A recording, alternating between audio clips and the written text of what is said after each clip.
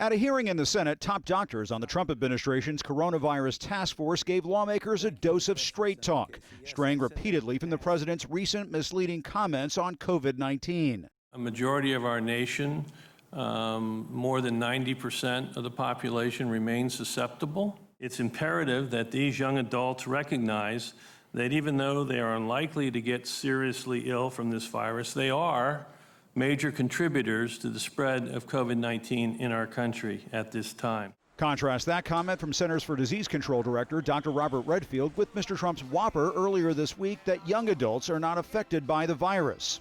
Take your hat off to the young, because they have a hell of an immune system, but it affects virtually nobody. It's an amazing thing. Redfield also defied Trump world talking points when he ripped into former Health and Human Services spokesman Michael Caputo, who accused CDC scientists of betraying their country. I want to add, how disappointed I have been personally when people at HHS made comments that they felt that there was a deep state down at CDC.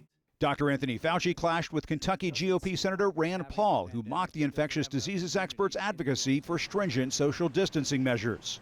Senator, I'd be happy at a different time to sit down and go over detail. You've said a lot of different things. You've lauded New York for their policy. New York had the highest death rate in the world. How could we possibly be jumping up and down and saying, oh, Governor Cuomo did a great job? Well, you misconstrued that, Senator, and you've done that repetitively in the past.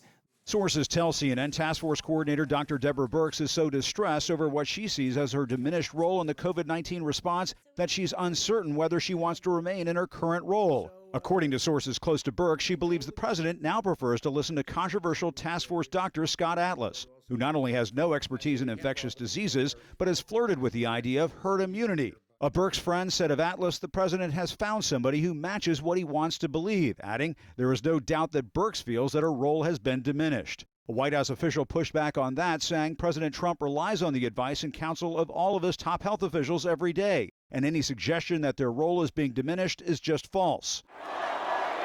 The president continues to flout task force guidelines on the virus at his rallies, where supporters aren't social distancing, and Mr. Trump ridicules Democrat Joe Biden for wearing a mask. He feels good about the mask. I wonder, in the debate, it'll be him and I on the stage. Is he going to walk in with a mask?